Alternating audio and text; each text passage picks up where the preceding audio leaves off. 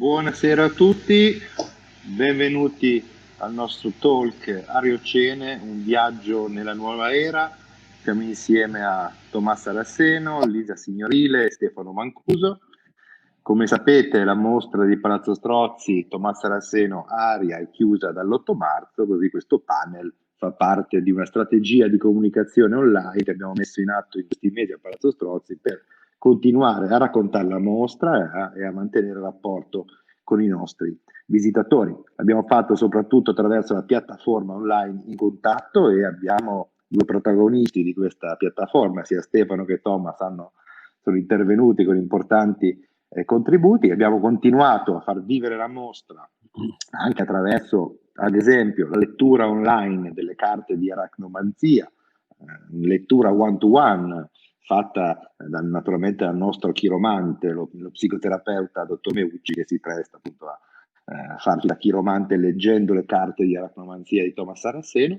Abbiamo anche, attraverso sempre i nostri canali online, parlato dell'application dell'aracnomanzia, con la quale tutti possiamo leggere il nostro futuro attraverso le ragnatele, e abbiamo anche parlato dell'application di Flight Predictor, che appunto ci parla della possibilità di volare liberi dai combustibili fossili seguendo le rotte del vento.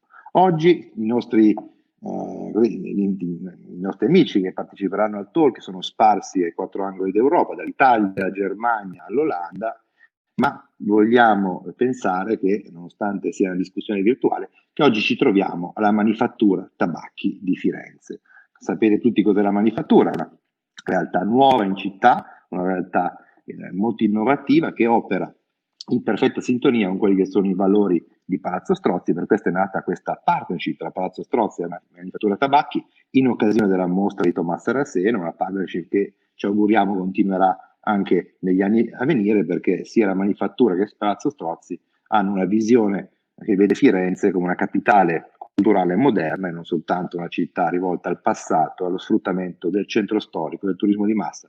Menziono questi temi perché stanno diventando molto attuali in questi giorni, soprattutto alla luce della crisi economica che la nostra città sta attraversando dopo e durante appunto la pandemia che stiamo vivendo. I valori della manifattura sono naturalmente, come ho già detto, molto sensibili alla sensibilità e alla visione sperimentale della pratica di Thomas Arasseno. Ricordo quindi che in occasione della mostra abbiamo installato alla manifattura una sezione della mostra che sarà appunto visibile appena la mostra riaprirà. Potete rivedere dei video, delle pubblicazioni, il famoso zaino, il backpack dal quale partono questi esperimenti di volo. Ecco, Thomas lo sta mostrando allo schermo.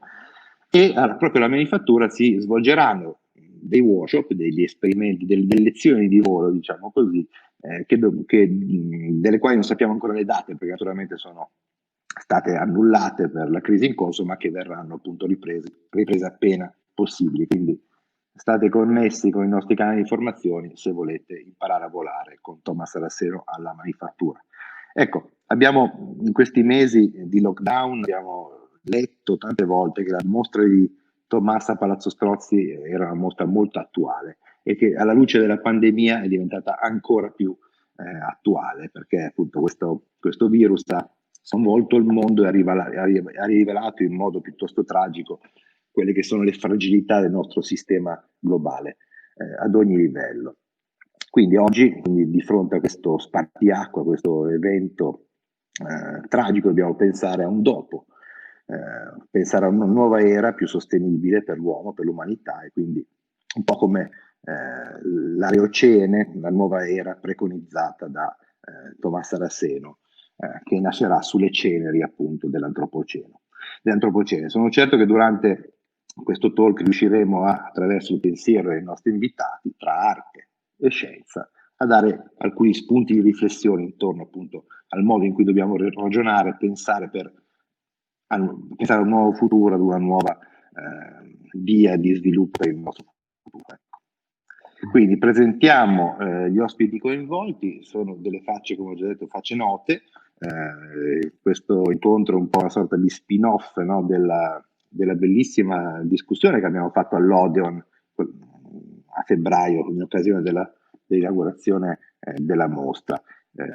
Sembra un secolo fa, ma in realtà sono pochi mesi fa, un paio di mesi fa, ed eravamo all'epoca completamente ignari che una cosa simile potesse succedere dall'oggi al domani. Quindi vorrò poi sapere dai nostri partecipanti se hanno cambiato la loro visione sul mondo rispetto alle cose che ci eravamo detti all'Odeon un paio di mesi fa. Quindi partiamo da Lisa Signorina, una biologa, esperta tra le tante cose anche del mondo degli arachnidi, quindi gli animali così cari al nostro Tomás e così protagonisti alla mostra di Palazzo Strozzi. Si occupa di genetica, ecologia e si è occupata anche dei viaggi degli animali, un altro tema molto caro alla poetica di Tommaso Saraceno.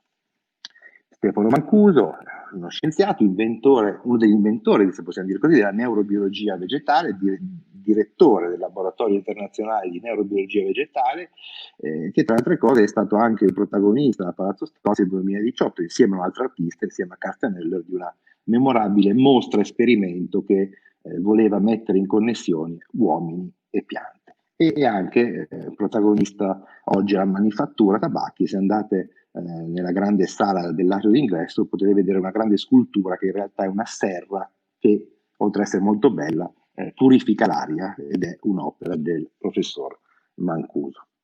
Ecco, faccio presente a chi ci segue online che se volete lasciare appunto qualche commento, fare qualche domanda, i nostri amici saranno molto felici di poter rispondere, quindi io do un'occhiata sempre alla chat se ci sono dei messaggi, tanto per rendere questa conversazione più interattiva possibile. Ecco, partiamo naturalmente dall'invitato d'onore, il nostro artista, Tommaso Saraceno, da Berlino.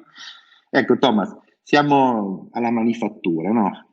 Perlomeno immaginiamo di essere alla manifattura Tabacchi, dove, come sai, dovevamo fare questi workshop legati al progetto, la community interdisciplinare dell'Ariosin. Ecco, puoi raccontarci così brevemente un po' di cosa si tratta, che cos'è l'Ariosin, come nasce quest'idea e soprattutto come vedi il suo sviluppo di fronte alle rovine dell'antropocene che stiamo vedendo oggi. Sì, grazie Arturo. Mi sentite? Sì. Benissimo. Fantastico. No, grazie a tutti per l'invito e per essere tutti qui. Sì, un saluto a tutti gli italiani, anche in questo momento difficile, e a tutti quelli anche che stanno in momenti difficili. Io sono a Berlino e sì, non abbiamo avuto questo lockdown così forte come adesso e come è stato in altre parti del mondo. Con la famiglia in Argentina anche è abbastanza complesso. Quindi un po' era pensare in questa situazione anche il tema del movimento, no? Di come forse in futuro ci possiamo muovere in una relazione più dinamica al movimento del pianeta Terra, no? E in qualche senso l'Aerosin, allo stesso tempo che possiamo pensare che è una scultura, ma anche un'epoca di tempo che può essere anteriore e posteriore all'antropoceno, perché evoca momenti di attunement o momenti di come si potrebbe dire attunement? Aspetta, abbiamo usato 1000 volte, adesso mi metti in imbarazzo. Cercate su Google, io non ho computer Stordimento? Stordimento. No, attuning, quando metti un strumento in sintonia. Intonazione, sintonia, con il ritmi che forse il pianeta Terra ci sta chiedendo, no? E allora il progetto è una cosa molto semplice, che sono molto contento di aver fatto questa collaborazione con Manifattura Tabacchi, con la Fondazione Aerosin, che è come un gruppo di persone che lavoriamo attraverso il mondo cercando di cambiare delle abitudini, delle forme di relazionarci tra di noi e con gli altri, e con gli altri, quando parliamo degli altri parliamo umani e non umani, anche le relazioni che abbiamo con i ragni, cercare di cambiare dall'aracnofobia all'aracnofilia, di immaginarsi movimenti e forme di stare in forme diverse, e cercando anche di avere una rivalorizzazione di anche altre persone che che molte volte vivono un sacco le conseguenze di altre forme di vita. Quindi in questo senso, quando abbiamo mostrato il video all'Odeon in Italia, a Firenze, è stato molto bello perché questa azione che abbiamo fatto, che forse, non so Arturo, se vogliamo condividere un po' questo video iniziale, Sì. per dare uno spunto alla gente che forse non ha... Ottima idea, quindi facciamo partire il video dalla regia, poi continuiamo a parlare dopo.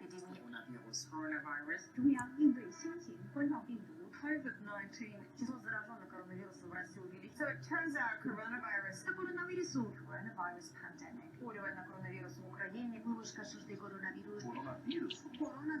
The coronavirus. The current lockdown.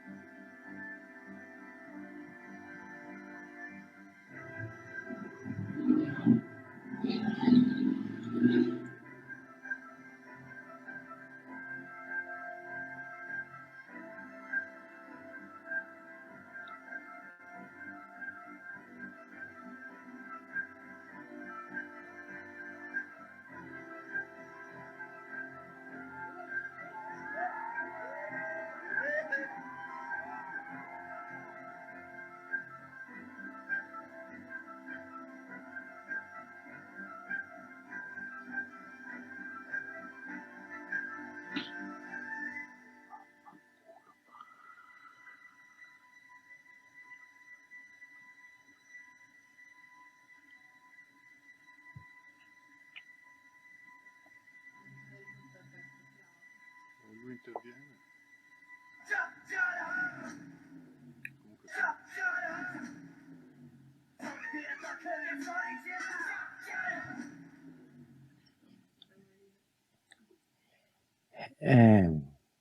Ecco, allora questo è un video che abbiamo condiviso per vedere le immagini che abbiamo visto anche all'Odeon. Abbiamo fatto un live streaming su questo progetto. Mi sentite? Sì, sì. Perfettamente. Fantastico. Allora, a Manifattura Tabacchi era quello che Arturo stava parlando anche. C'è questo specie di zaino e dentro lo zaino, se lo aprite, sì, c'è una scultura dentro, ci sono i guanti, è un giornale e dei sensori anche. Aspetta, vediamo se è una corda. E quindi l'idea era che a Manifattura Tabacchi la gente poteva essere prestato, prima fare dei corsi perché è abbastanza grande, sono 6 metri di diametro, e dopo da lì riuscire a cominciare a provare una forma diversa di stare con l'aria, no?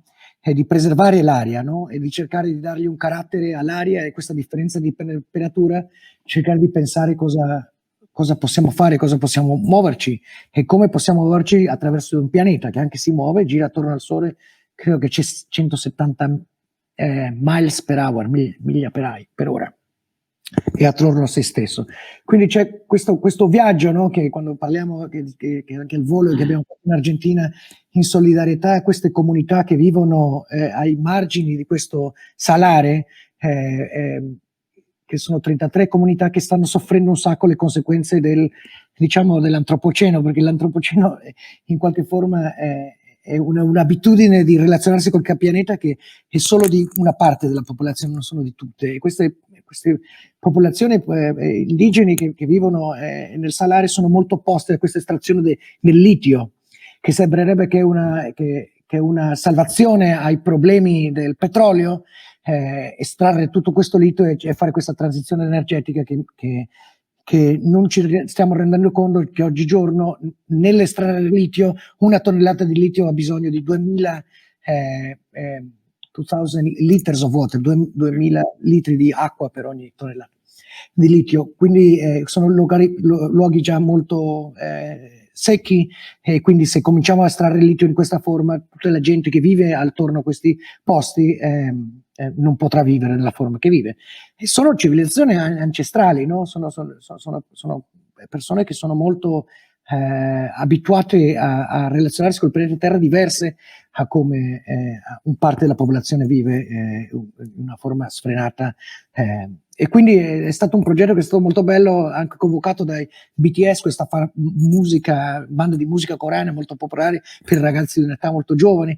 Quindi ci siamo arrivati in questo posto nel mezzo delle saline con tutti i popoli originali indigeni che lavoravano lì, alzando un cartello che hanno scritto su questo specie di mongolfiera solare, che anche ha fatto tutti questi, neanche il record, perché non è che abbiamo battuto un record, è fatto un record per la prima volta nel pianeta Terra, veramente di alzare una persona senza bruciare quindi c'era scritto sia l'acqua sia la vita, no al litio, come non estrattiamo il litio della forma che stiamo cercando di.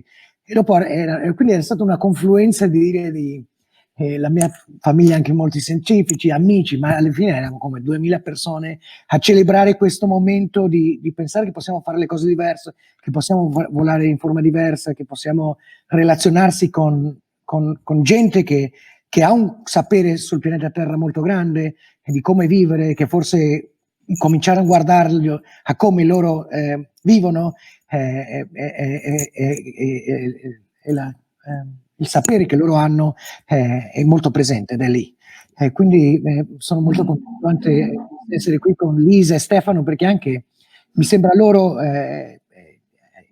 pensiamo sempre, no, Stefano, sulle piante e Lisa sugli animali, no? C'è questo sapere che sempre ho entusiasmo di dire non siamo gli unici che viviamo su questo pianeta Terra, e in qualche forma riuscire a ricollegare i saperi, ricollegare le forme di vita per cercare di cambiare, no? E quindi non so se dopo vogliamo anche cercare di fare questo viaggio, Arturo, da Dopo Berlino. proveremo, sì.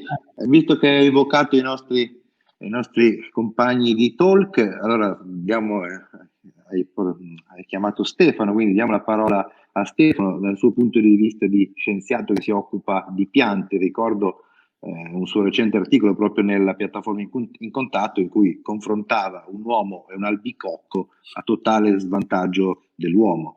Ecco, puoi parlarci quindi di questi problemi legati a questa, alla fine forse dell'antropocene, ad un nuovo, o perlomeno un nuovo inizio a cui siamo posti di fronte, appunto alla luce della tua conoscenza in questo nuovo contesto.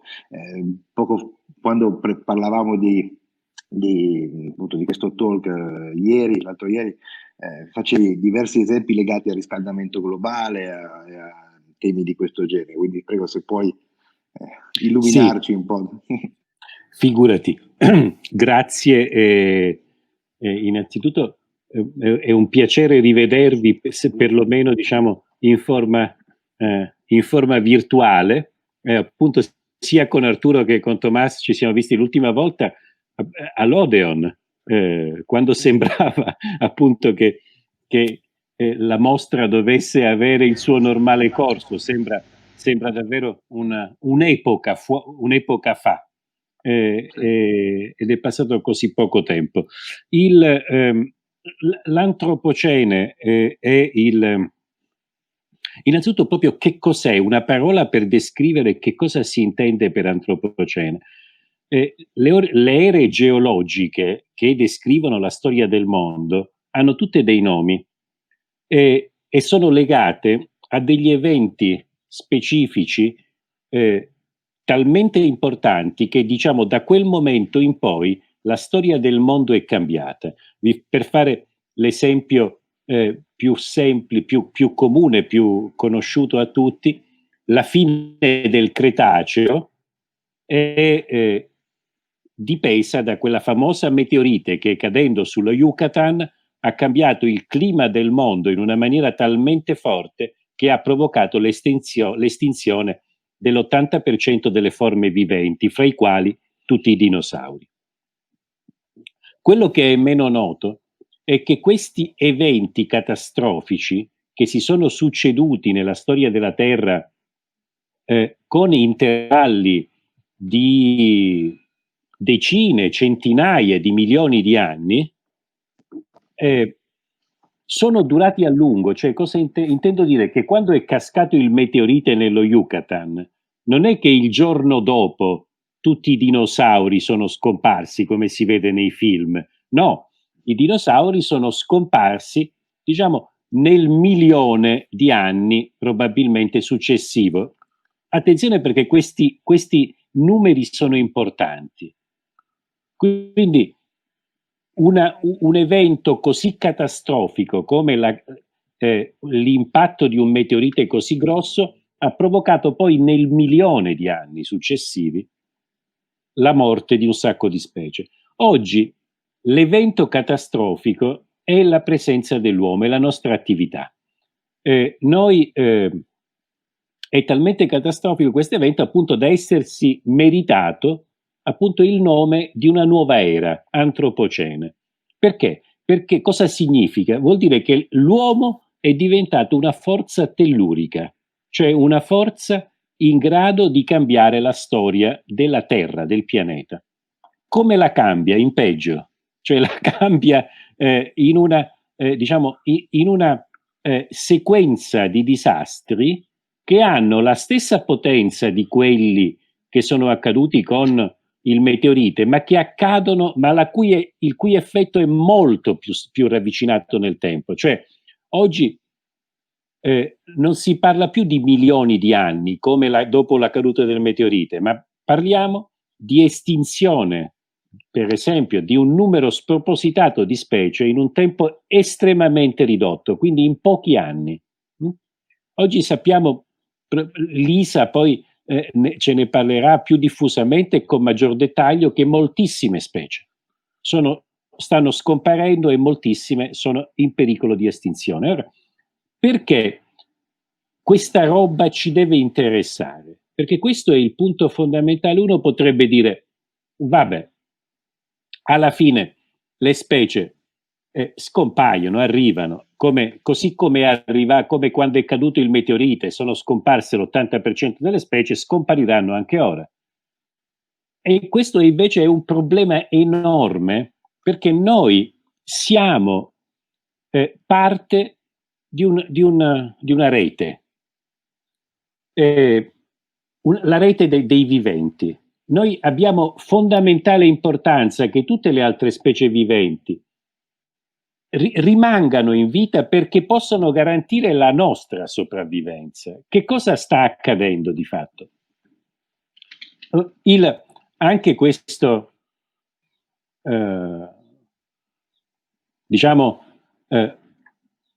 questa epidemia, questa pandemia che ci sta colpendo, è in parte colpa del nostro atteggiamento predatorio sul pianeta.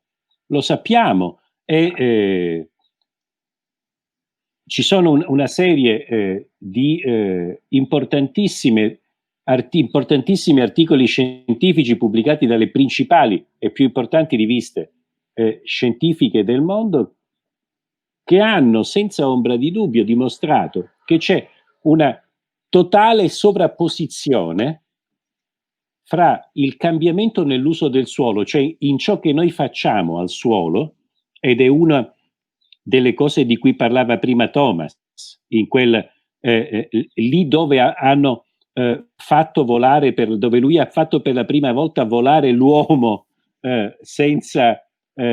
usando soltanto l'aria e il sole. Quella è una zona che è perfettamente esemplificativa di ciò che sta accadendo. Appunto, una zona che prima, dove esistevano delle comunità che erano in armonia, direi così, in equilibrio con l'ambiente, vengono completamente tolte da questo equilibrio per l'estrazione di un minerale che è il litio.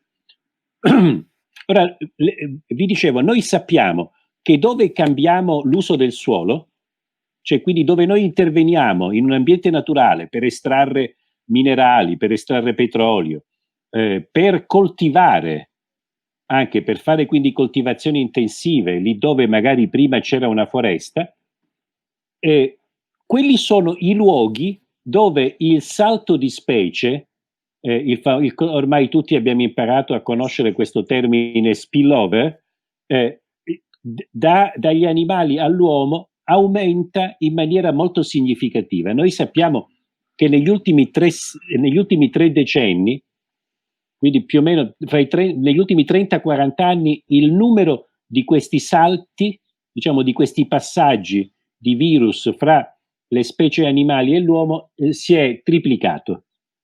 Come mai si è triplicato? Perché nel momento in cui noi rompiamo l'equilibrio di quegli ecosistemi che fino a quel momento erano stati abbastanza intoccati, ecco che gli animali devono trovare altri ospiti. Insomma, c'è tutto una rottura, un nuovo equilibrio che per noi non è così piacevole. L'altra cosa l'altro punto fondamentale che ha toccato Tomás è la questione appunto delle risorse, e questo è un altro punto che, per quanto non piacevole, bisogna che sia chiarito e che le persone ne siano a conoscenza.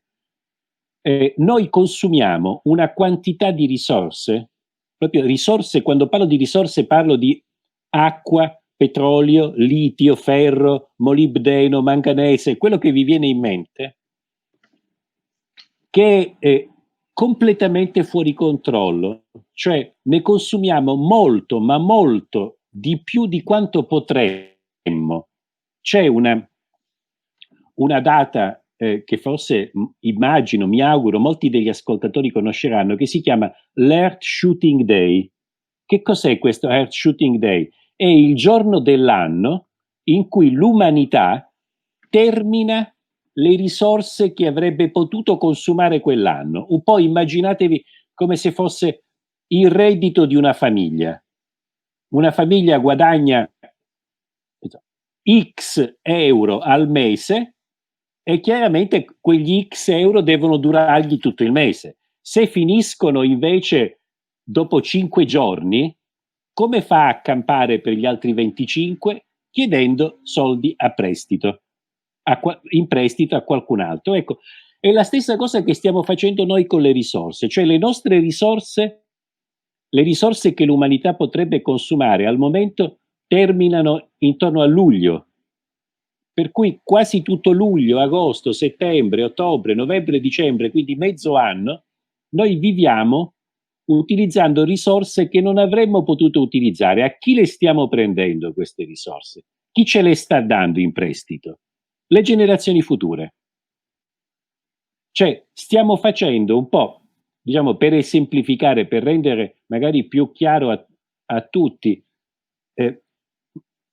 la stessa diciamo, prospettiva del debito pubblico. Cioè esattamente la stessa cosa, cioè prendiamo a prestito delle risorse che poi i nostri, le future generazioni dovranno in qualche modo, con le quali le future generazioni dovranno avere a che fare. Non ci saranno. E l'altra, e finisco, sappiamo esattamente quando termineranno queste risorse. Questo è l'altro punto estremamente terrificante. Cioè, di molte risorse come quelle che ha citato Tomás, il litio, il molibdeno, il manganese, il fosforo, sappiamo esattamente quando, se continuiamo a consumarle come le consumiamo oggi, termineranno. E quando è questo momento? Quanto è in là nel tempo? Stiamo parlando dei prossimi 30-50 anni. Cioè, nei prossimi 30-50 anni la maggior parte delle risorse che rendono possibile la nostra tecnologia, la nostra civiltà, oserei dire, come la conosciamo, scompariranno. E allora è chiaro che gli scienziati hanno oggi un unico e solo compito, e gli artisti come Tomás sono straordinariamente benvenuti, perché Tomás poi fra l'altro è un artista, se posso permettermi, ibrido, Lui è un ibrido fra un artista e uno scienziato.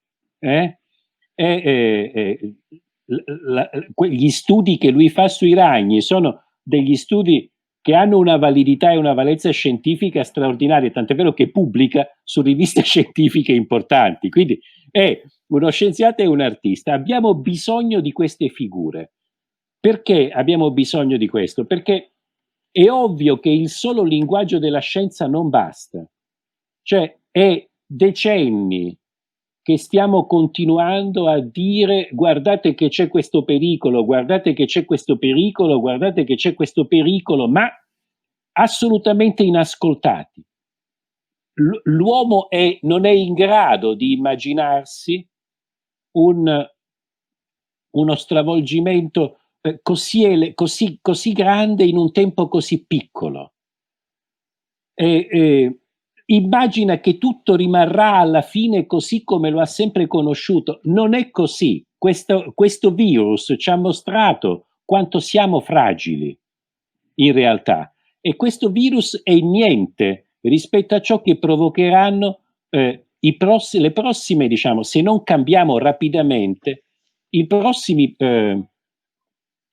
cambiamenti dovuti al riscaldamento globale. Per questo che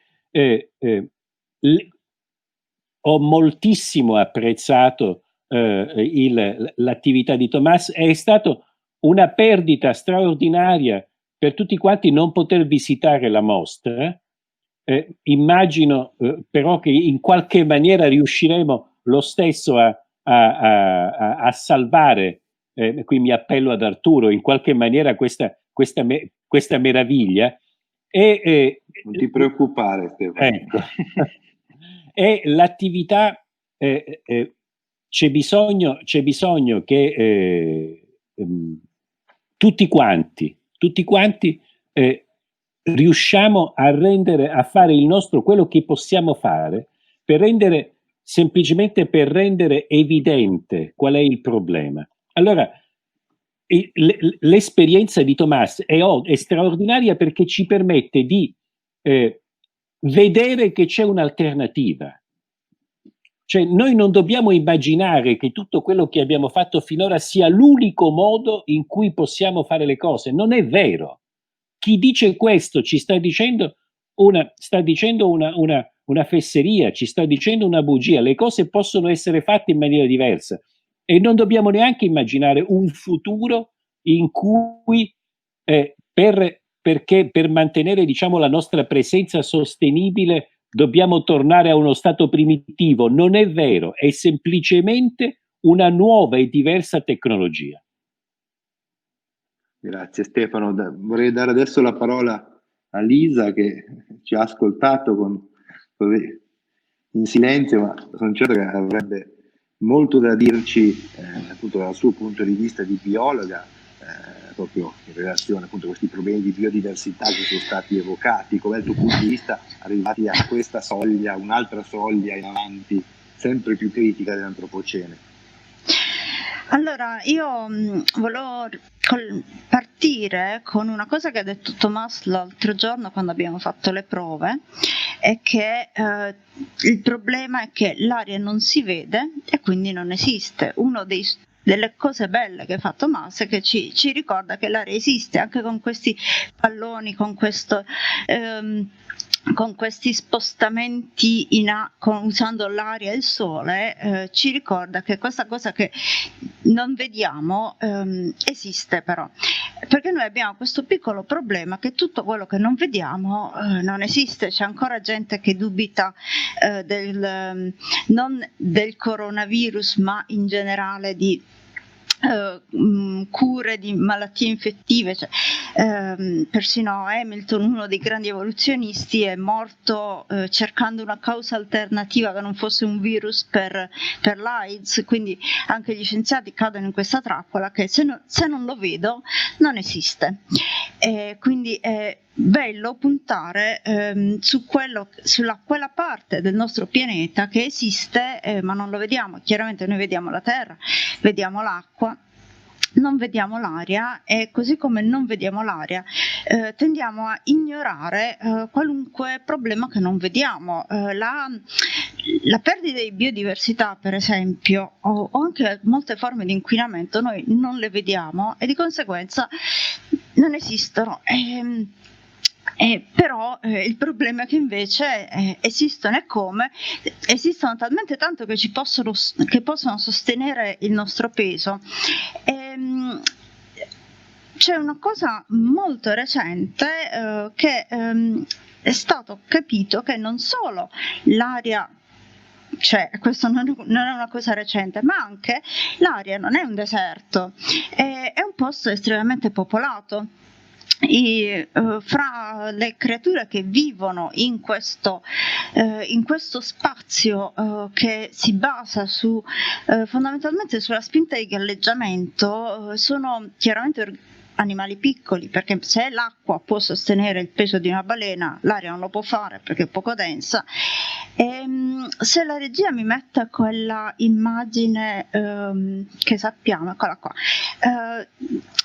tutti questi puntolini che noi vediamo sono aeroplancton. Thomas ci parla di aerocene, ma adesso si è capito che esiste anche l'aeroplancton. Il plancton è quell'insieme di microrganismi marini che occupa gli strati più superficiali dell'acqua, ma non c'è solo il plancton in acqua, esiste anche quello che viene chiamato un aeroplancton, solo che non lo vediamo perché questa è una rara immagine di un particolare addensamento di aeroplancton, eppure tutto quello che vediamo sono puntolini fondamentalmente. E ci sono tantissimi organismi viventi che vivono in aria. Uno degli animali caro a Thomas è l'argironeta, che costruisce bolle d'aria per galleggiare in acqua, ma ci sono anche tante creature fra cui tanti ragni che utilizzano l'aria per spostarsi. Non sono solo ragni, ma generalmente sono animali molto piccoli. Vi faccio vedere il mio preferito, e non solo il mio, penso, il mio preferito in assoluto, che lui si chiama tardigrado, è un animaletto piccolissimo. Abbiamo bisogno di un microscopio per vederlo, quindi non esiste ovviamente perché non lo vediamo, quindi non esiste, ma esiste. Abbiamo solo bisogno di ingrandirlo un po', e lui è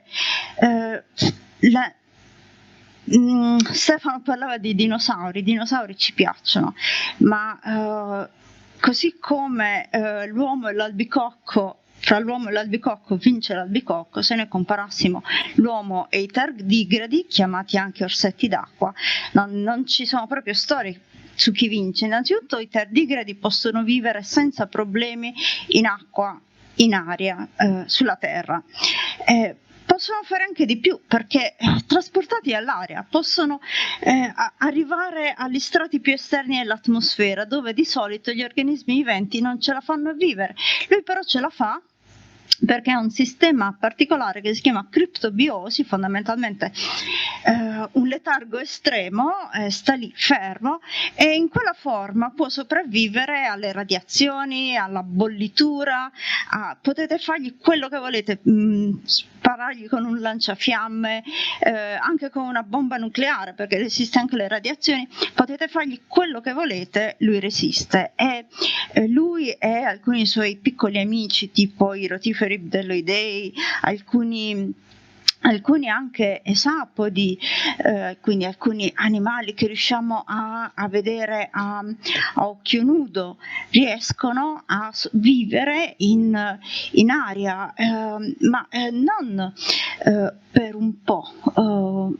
Alcune organizzazioni cellulari riescono a vivere in aria per tantissimo. Abbiamo pollini, certamente, che sono fondamentalmente piante in divenire, forse, ma abbiamo anche tantissimi batteri, abbiamo funghi, licheni, muschi, abbiamo anche virus, certamente. Sono tutte forme di vita piccolissime che non vediamo e quindi non esistono. ma c'è un però. Loro usano l'aria come Thomas, esattamente nello stesso modo, per spostarsi. Se la regia mi può tornare su di me magari.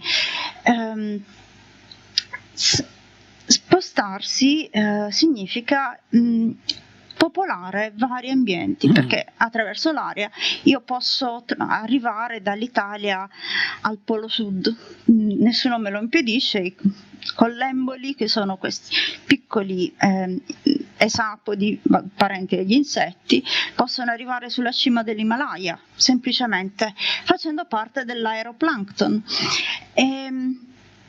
Qual è il problema? Loro colonizzano ecosistemi, occupano spazi e mantengono una certa omeostasi, cioè un certo equilibrio sul nostro pianeta, solo che sono piccoli, non li vediamo. Stefano parlava prima dell'estinzione. I dinosauri si sono estinti nella quinta grande estinzione di massa e noi adesso stiamo causando la sesta grande estinzione di massa, e siamo lì a contare gli ultimi 2 rinoceronti bianchi, le tigri, siamo lì a contare le ultime migliaia di tigri, i pangolini. Si è parlato tantissimo dei pangolini perché si pensa che possano essere un ospite intermedio del virus che ha fatto il salto dai pipistrelli ai pangolini e poi dai pangolini all'uomo. Però sono tutti animali grandi e sono animali che, siccome sono grandi, riusciamo a contarli e riusciamo a capire che c'è un enorme declino. E il problema è che questo declino è generale e noi non abbiamo idea delle proporzioni di questo declino, perché noi possiamo contare le tigri, possiamo contare i pangolini. Quando dobbiamo contare i tardigradi che se ne stanno lì in orbita o i collemboli che se ne stanno piccolissimi, 1 millimetro, 2 millimetri di collembolo dentro gli interstizi del terreno allagato, non ce la facciamo. Quindi le dimensioni del problema, noi abbiamo diverse scale metriche che ci dicono ok, gli anfibi si stanno estinguendo perché c'è un fungo che li sta sterminando per via dei cambiamenti climatici, però non abbiamo idea in realtà di quello che sta succedendo alle parti più piccole del nostro pianeta, che sono anche la maggior parte. Il grosso degli esseri viventi sono batteri.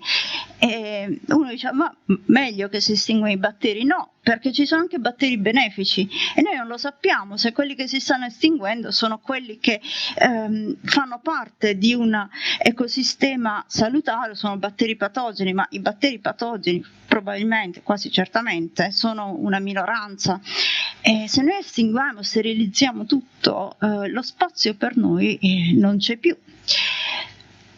E arriviamo finalmente ai virus, che fanno anche il coronavirus, sfrutta questo spazio aereo. Il coronavirus, noi lo sappiamo che ci dobbiamo mettere le mascherine perché ci infettiamo attraverso le goccioline di saliva, che così come Thomas si sposta con i suoi balloons, il coronavirus si sposta attraverso le goccioline di saliva, sta lì, fluttua, rimane un po' di ore, poi dipende dalla temperatura, quanto rimane, come anche Thomas, dipende da quanto sole c'è, da quanto fa caldo, quanto si riesce a rimanere. Il coronavirus fa un'operazione del genere, ma non è l'unico virus, non è l'unica essere che riesce a sfruttare questi spazi aerei. Quello che succede è che gli spazi che noi usiamo non li capiamo. Già per arrivare a capire di come si diffondesse questo coronavirus, come si diffonde, abbiamo ancora qualche perplessità, abbiamo ancora qualche dubbio, perché sono spazi aerei e quello che succede molto spesso è che quando noi esseri umani non capiamo le cose, cominciamo ad averne paura, siamo tutti terrorizzati, anche giustamente, dal coronavirus. Però il problema è che più non capiamo le cose e più ne abbiamo paura. Come si diffonde, da chi è arrivato, quali specie sono causa della diffusione di questo microscopico pezzo di DNA. RNA, scusate. Non lo sappiamo e ne abbiamo paura. Quindi secondo me il grande merito di Thomas è di averci fatto capire che l'aria esiste, che l'aria è uno spazio abitato, esattamente come è abitata l'acqua e come è abitata la terra, e come tutti gli ecosistemi del pianeta, anche l'aria è un ecosistema a rischio. Tutto questo microzoo del aeroplancton è a rischio, esattamente come i panda, i pangolini e le tigri, però è piccolo e quindi ahimè non esiste. E quindi chiudo così come spunto di riflessione. Grazie mille Lisa, che hai toccato tantissimi punti importanti. Innanzitutto hai evocato l'aria, che è dal titolo della mostra, il connettore che abbiamo voluto mettere in risalto appunto con questa operazione, diciamo così, uno degli strumenti del lavoro di Thomas, forse il più impressionante. Poi hai toccato questo che è importante, della dimensione non visto, di quello che non si vede e quindi non esiste, perché tutta la mostra di fatto a Palazzo Strozzi è basata su questi equilibri impercettibili causati da particelle, da movimento appunto di spostamenti d'aria dagli visitatori e da tutta una serie di cose appunto non visibili, anche da mondi non visibili o meno considerati, quello appunto quello degli arachnidi, dei ragni. E poi hai toccato questo tema curioso e interessantissimo dei viaggi, degli spostamenti, così che sembrano invenzioni, invece sono pura realtà di alcuni animali, quali i collemboli, giusto? E l'altro è non ti sento, scusa. Me lo dirai dopo, è stato molto importante. Orsetti d'acqua, è più facile. Gli orsetti d'acqua mi pare fantastico.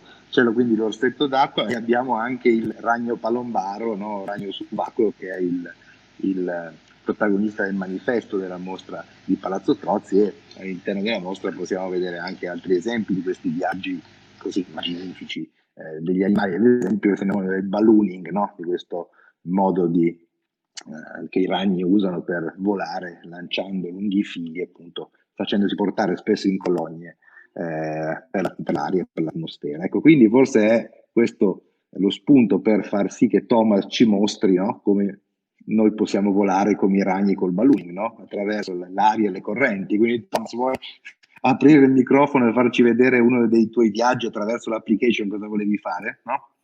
Sì, possiamo provare. Quindi Thomas ci farà vedere come fare questo viaggio, perché no? Con i ragni potremo partire da una. Prego, esatto, quindi scriviamo. Se qualcuno vuole suggerire, se no faccio Berlino-Firenze o Berlino. No, scusa, facciamo tu sei a Berlino e vieni. Puoi andare o da Firenze da Stefano o a Eindhoven da Lisa, scegli tu. Proviamo a Firenze, che vediamo se arrivo in mostra di nuovo. Allora bisogna scrivere prima, ecco, quindi il viaggio qui è a 10.000 metri di altezza, quindi la linea rossa è se io parto oggi, quindi verso Firenze no. Gialla è domani, verde è dopodomani. Susseguentemente ogni giorno dopo sono le correnti di vento che mi trasportano verso diverse direzioni, indirizzi. Se col mouse mantieni la terra col centro, vedi e fai zoom un po', vediamo il bianco, vediamo che quello, ecco, e lo giri un po' la terra, ecco, vedi il bianco che mi sembra che è in 1, 2, 3, no, lasciamo a Firenze, vediamo se siamo arrivati a Firenze, si va un po' più in giù. Guarda, forse torna a Firenze in 5 giorni. Le correnti di vento forse ci portano in giù, o il giallo era 3 giorni, no? Non arriva. Quindi il meglio, guarda, quel bianco torna ad andare in giù, forse fa un giro un po' strano per arrivare. Guarda, se va per.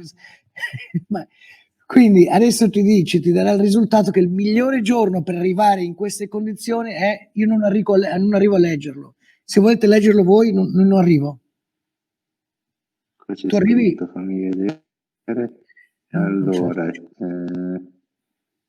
il 20 maggio. Ok. Quindi tra. Il 20 maggio, quindi. Sarà 7 giorni, no? Più o meno. Sì. Tra 7 giorni è il giorno migliore per viaggiare da Berlino a Firenze senza bruciare combustibile fossile. Ci lascia una distanza di non so quanti chilometri c'è scritto lì, non arrivo proprio a Firenze. Quindi adesso quello che uno potrebbe provare è dire, perché lì abbiamo fatto è un average, come si dice, un promedio. Sì, una media. In una questo media. caso ci lascia un po' lontano, Thomas, ci lascia 262 chilometri. Le altre volte che abbiamo provato arrivavamo molto vicino. Esatto. Questa volta... ma quello che puoi provare adesso è cambiare l'altezza, la media di altezza, perché ricordati sempre, durante il giorno vai molto in alto, durante la sera vai in giù e viaggi con l'energia rimanente che ti trasmette il pianeta Terra, come una roccia che vola, quando tocchi l'asfalto ancora che di sera ancora è caldo. Quindi di giorno vai a 30 km, di sera vai giù, di giorno vai su e giù. E questa media più o meno ho messo a 10.000 km di altezza. Se tu cambi adesso nella media all'inizio del viaggio e lo metti 5.000 metri, i viaggi sono totalmente diversi. Quindi quello che fai è a differenti altezze, a differenti correnti di vento che ti portano in direzioni diverse. E quindi era forse anche pensare un po' il coronavirus, anche come diceva Lisa e Stefano, questi viaggi che possiamo immaginare, che non sono solo immaginari, che sono che abbiamo cominciato a farli anche. Ma hai cambiato la statistica? No, dall'inizio dovevi cambiare nell'inizio invece che 10.000 metri di giù, perché questo è il volo di 10.000 di nuovo. Quindi devi cliccare e tornare di nuovo all'inizio. Ma volevo ringraziare a Stefano e Elisa tutte e due le cose. E per me una cosa che è stata molto importante in Argentina, quando parlavamo di questa visibilità o invisibilità o della presenza, è stato veramente questa gente che vive lì un po' ai margini della società in qualche senso, e per me a farmi capire e forse anche a aiutare a condividere questa ineguaglianza. Diseguaglianza, sì. Come? Diseguaglianza che c'è tra gli uomini e le donne.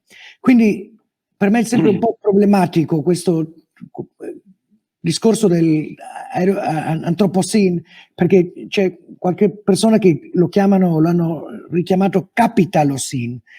È come la gente che ha questa addizione molto grande al capitale e questo ritmo sfrenato per l'uso, lo sfrutto delle risorse spietato, di tagliare gli alberi che dopo i virus ci arrivano. Allora, più che l'antropocene, mi piace in qualche senso parlarlo dal capitalocene, no? E allora di nuovo per me mettere questa sempre problematica che oggigiorno si dice tutti respiriamo la stessa aria. Non è così.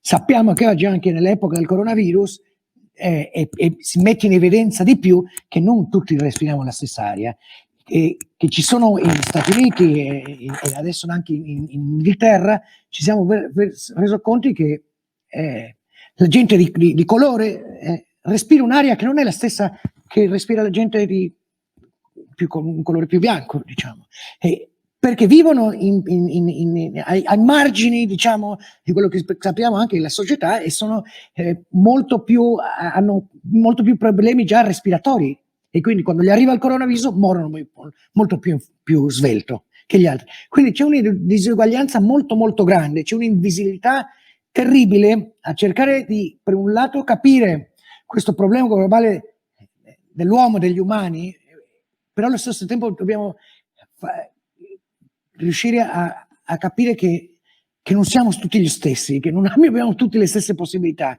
E quindi a me mi piace un sacco, però riuscire veramente a trovare delle terminologie o delle forme di condividere il sapere di questi.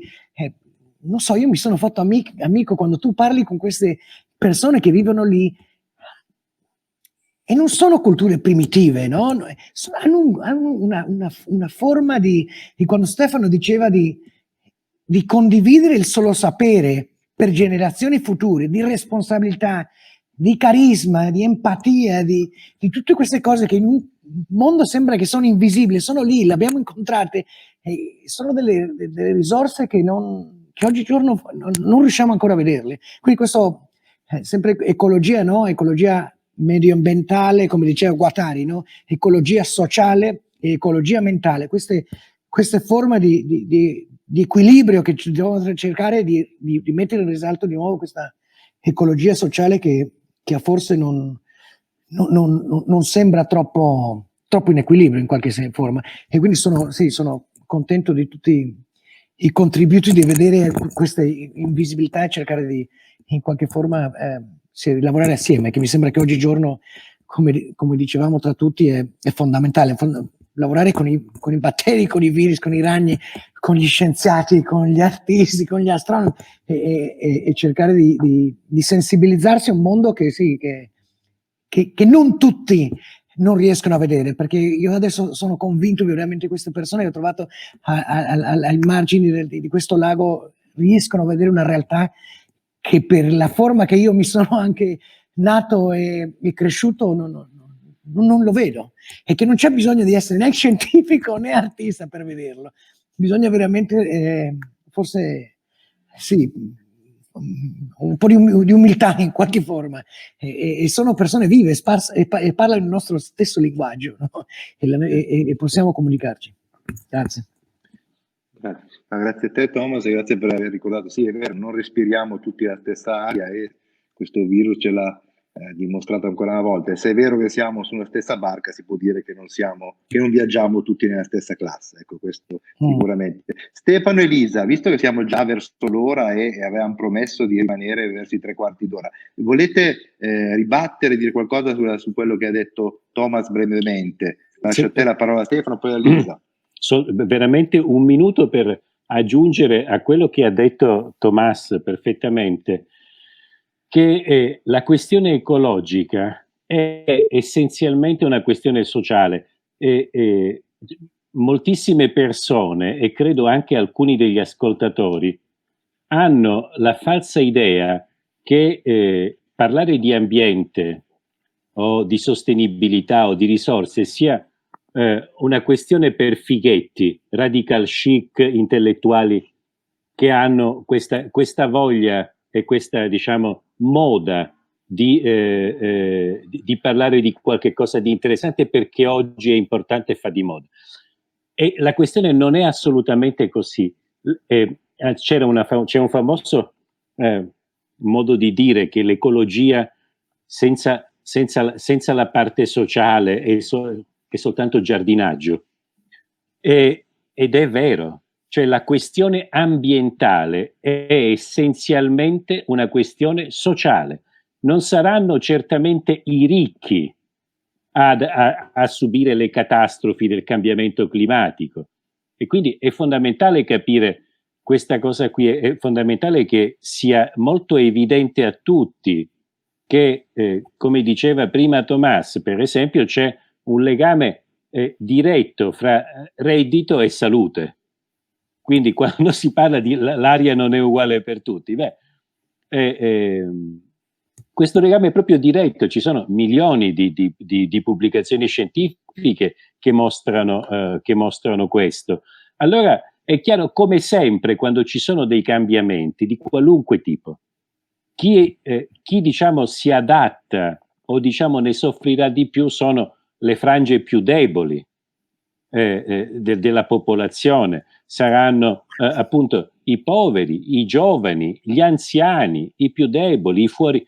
Quindi è chiaro, quello che vorrei dire è che vorrei che fosse molto chiaro che la questione ambientale non è una questione da intellettuali, dovrebbe diventare il vero punto, la vera chiave della politica dei prossimi anni, cioè di qualunque tipo, di colore e visione sia. Questo è un problema reale che va risolto.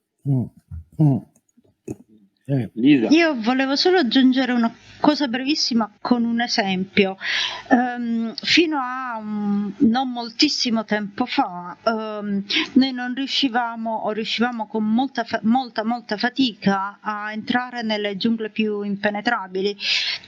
Adesso abbiamo i bulldozer, le jeep 4x4, abbiamo le armi da fuoco, le motoseghe, e adesso apriamo strade in tempi brevissimi all'interno di qualunque foresta. E quando entriamo nelle foreste di solito facciamo danno. Il problema è questo. L'esempio classico è quello di Ebola, con persone che arrivano in grotte prima inviolate, entrano in contatto con pipistrelli, prendono il virus Ebola e se lo portano a casa. Gli scienziati dicono che le epidemie derivanti da virus animali sono in aumento, sono semplicemente in aumento perché è cambiato il nostro rapporto con gli ecosistemi. Noi ora abbiamo molti più strumenti di distruzione di massa degli ecosistemi di quanti ne avessimo un secolo fa. Il problema qual è? Il problema è che il cacciatore africano che entra nelle foreste per prendere pipistrelli o altra bushmeat lo fa perché deve mettere insieme pranzo e cena anche lui, ma soprattutto chi apre quelle strade lo fa per le risorse. In qualunque posto della terra c'è il litio certamente, ma ci sono tutti gli esempi che ha fatto Stefano prima, e il problema è che le disuguaglianze sociali sono tali che se noi togliamo a molte persone, per esempio i cacciatori che vanno a prendere i pangolini, la possibilità di prendere i pangolini, mettere insieme pranzo e cena diventa molto più difficile. D'altro canto noi poi lo sappiamo che non solo il danno è ecologico ma è anche medico, perché poi da questi animali nei wet market eccetera eccetera ci passano i virus. Quindi il problema come sempre sta alla base della piramide. Se noi queste persone le lasciamo a se stesse, gli diciamo tu non puoi fare questo, senza però dargli un'alternativa, i problemi non si risolvono mai. Quindi così come Thomas si è imbattuto nella problematica del litio, che è una cosa effettivamente a cui nessuno pensa, noi tutti amiamo i cellulari e nessuno pensa da dove vengano le batterie dei cellulari, questo è uno dei tanti tasselli ed esempi generalizzati intorno al globo. D'altro canto